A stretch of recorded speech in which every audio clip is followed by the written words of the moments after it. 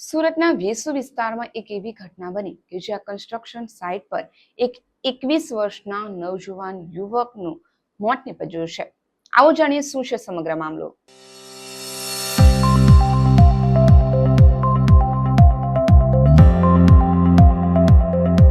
નમસ્કાર દર્શક મિત્રો, હોટલાઇન ન્યૂઝની સાથે હું છું સોનલ. સુરતના વેસુ વિસ્તારની અંદર કન્સ્ટ્રક્શન સાઇટની અંદર એક એવી ઘટના બની કે જેની અંદર યુવાન મોતને ભેટ્યો હતો. આ જો વિગતની આપણે વાત કરીએ તો સુરતના વેસુ વિસ્તારમાં 13મા માળેથી નીચે પટકાતા યુવકનું મોત નીપજ્યું છે. જે યુવાન 21 વર્ષનો હતો. વેસુ વિસ્તારમાં રાજન્સ બ્લુ કન્સ્ટ્રક્શન સાઇટ પર કામ કરતા આ વ્યક્તિ ત્યાં કામ કરતા દરમિયાન નીચે પટકાયો હતો. 13મા માળેથી નીચે પટકાતા આ યુવાનનું 21 વર્ષીય આ મૃતક અરવિંદભાઈ રાકેશભાઈ ચારેલ છે કે જે મધ્યપ્રદેશનો રહેવાસી છે અને જેસની ગામ ખાતે રહેતા હતા. તે અહીં કામ અર્થે સુરત આવ્યા હતા. જે કન્સ્ટ્રક્શન સાઇટની અંદર કામ કરતો હતો આ યુવક 13મા માળેથી નીચે પટકાતા તેનું મોત નીપજ્યું હતું.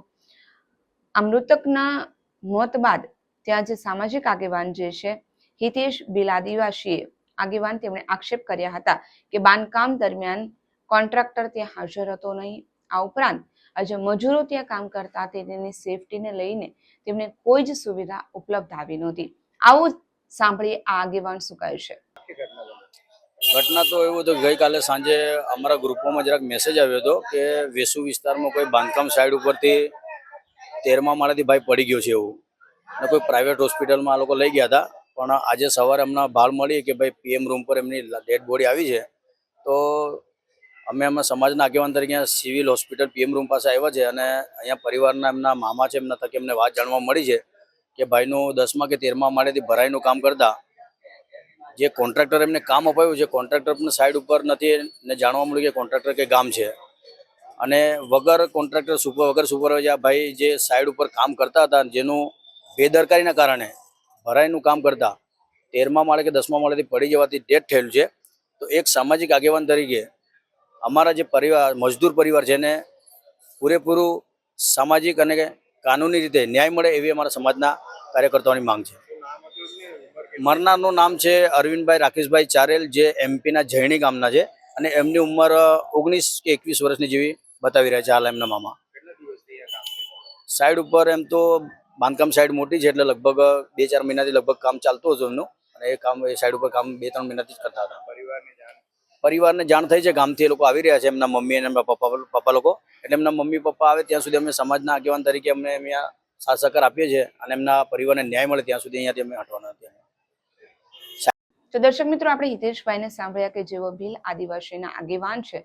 તેમણે જે રીતે જણાવ્યું તે પ્રમાણે કંઈ કોન્ટ્રાક્ટરની બેદરકારી સામે આવી છે કે કન્સ્ટ્રક્શન સાઇટ દરમિયાન આજે યુવક મોતને ભેટ્યું. આટલી મોટી ઘટના બની હતી.